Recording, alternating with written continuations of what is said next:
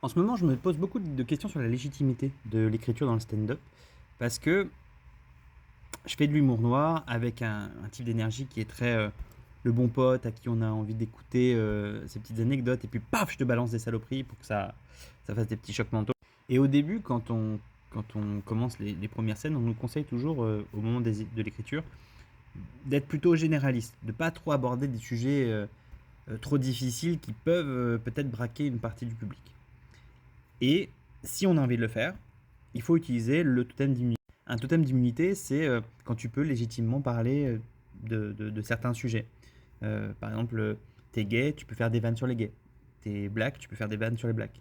T'es handicapé, tu peux faire des vannes sur le foot, les bagnoles, enfin, tous ces trucs. Et du coup, c'est ce que font la plupart des gens qui montent sur scène. Ils appartiennent à un groupe, que ce soit un groupe de vécu ou un groupe communautaire ou tout ce que tu veux. Et du coup, ils vont faire des vannes qui sont là-dedans. Ça fait rire, mais c'est vite limité, je trouve. Tu vois. Il y avait même un moment où je me disais, est-ce que mon totem d'immunité à moi, c'est pas le fait d'être gros, par exemple. J'ai pris du poids depuis 15 ans et je commençais à faire des vannes dessus. On pouvait être grossophobe, c'était pas trop un problème pour le coup parce que bah, tu regardes mon physique, c'est bon quoi. Je me vexe pas, ça va. Sauf que j'ai entamé un processus de sèche qui commence à faire son effet. Et si je le tiens, je vais revenir fit, peut-être, j'espère comme avant.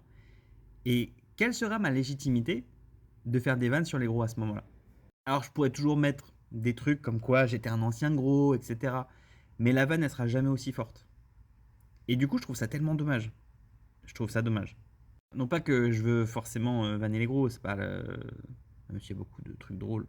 Mais je me dis peut-être que c'est le moment en fait de faire le step d'après. C'est-à-dire, bah, ok, on fait plus de vannes qui sont très spécifiques et on commence à élargir un petit peu le spectre. Tu vois, par exemple, quand tu vas dans des comedy clubs et que ça te parle de Tinder, bah, tu sais que c'est pas encore ça, quoi. Il y a des sujets qui vont être abordés avec le temps et que peut-être à un moment donné, il va laisser tomber Tinder, il va laisser tomber tous les trucs un petit peu bateau et on va attaquer du vrai stand-up. Et je me dis, bah, en vrai, pourquoi pas y aller direct. Et comme le but de ce TikTok, YouTube et compagnie, là, c'est de documenter un petit peu mon avancement dans le monde de l'humour, bah, voilà, c'est une phase où je suis en plein questionnement sur mon écriture. Est-ce que je vanne spécifique, ça peut être drôle, mais ça va vite être limité, ou je commence à creuser un peu plus. Je sais pas, c'est le début, hein. C'est chaud.